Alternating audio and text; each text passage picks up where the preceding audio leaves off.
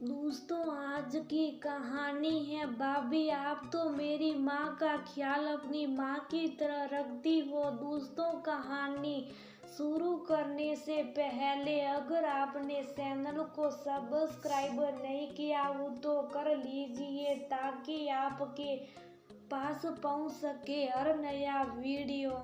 भूमिका को पिछले दिनों बिल्कुल समय नहीं मिल पाया था। इधर रोज माँ से बात भी नहीं हो पाती थी। आज स्टाफ रूम में जब उसकी एक कूलिंग कम सहेली ने लिव सेक्शन ना होने पर उदास होकर कहा कि वह काफी समय से अपने मायके नहीं जा पाई है और उसको उसकी माँ की बहुत याद आ रही है, इसलिए छुट्टी की अर्जी देने गई थी। पर सुखी गरिमा ने पहले ही बहुत सारी छुट्टियां ले रखी थी, इसलिए उसे छुट्टी नहीं मिली थी। तो भूमिका को भी बड़े जोर से अपनी माँ की याद आ गई। उसने सोचा कि मैं भी कैसे भी 2-4 दिन की छुट्टी लेकर माँ से मिल आती हूँ। वैसे भी पिछले दिनों भैया ने गृह प्रवेश किया था और भूमिका उस समय नहीं जा पाई थी क्योंकि उसके छोटे बेटे की परीक्षा चल रही थी। तो उसने सोचा कि इसी बहाने वह नया घर भी देख आएगी और माँ से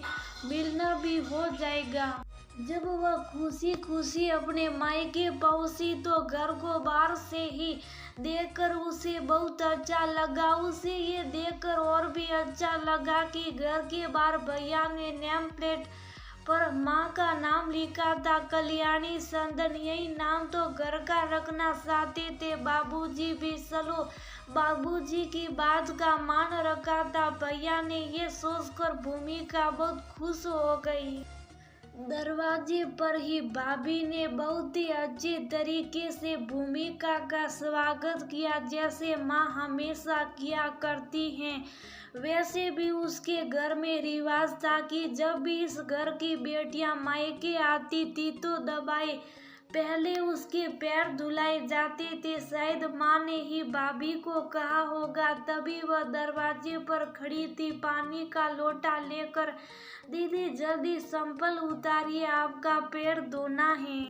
जब भाभी ने सम्मान कहा तो भूमिका जैसे धन्य हो गई। घर के अंदर तो उसे जाकर और भी अच्छा लगा क्योंकि 2 मंजिले उस मकान में नीचे 3 कमरे थे और ऊपर भैया भाभी का कमरा और एक एक्स्ट्रा कमरा था। उस कमरे को गेस्ट रूम नहीं कहा जा सकता था क्योंकि गेस्ट रूम तो नीचे था। वैसे माँ का कमरा भी नीचे ही था और माँ के कमरे के बगल में ही दोनों बच्चों का कमरा था। ये देखकर उसे और भी खुशी हुई। उसे ये उम्मीद नहीं थी कि भैया माँ का इतना ख्याल रखेंगे।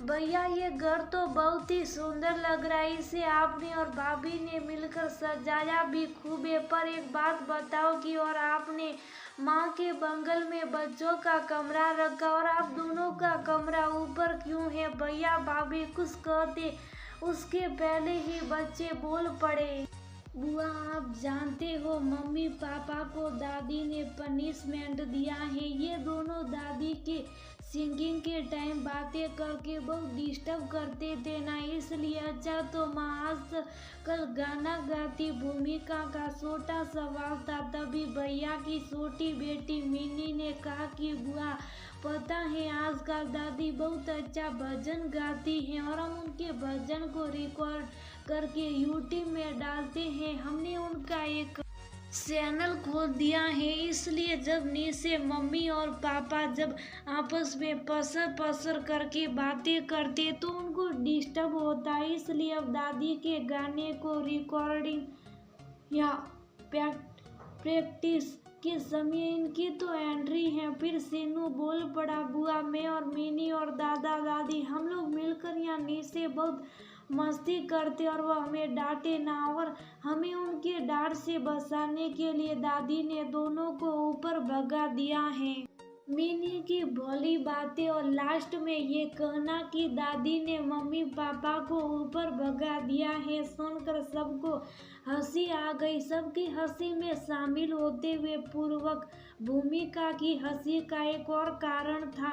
वह देख रही थी अपनी माँ के चेहरे पर एक संतोष, एक आत्मविश्वास की खुशी, एक कुछ करने की खुशी और अपने अस्तित्व को एक और विस्तार देने की खुशी।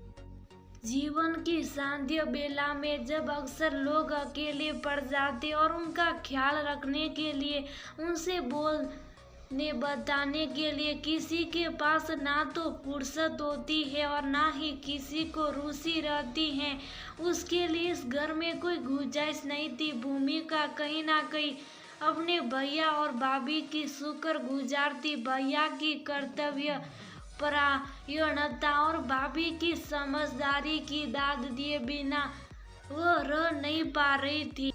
भूमिका समझ गई थी कि वह ने जानबूझकर ही बच्चों के कमरे के बगल में माँ का कमरा रखा था।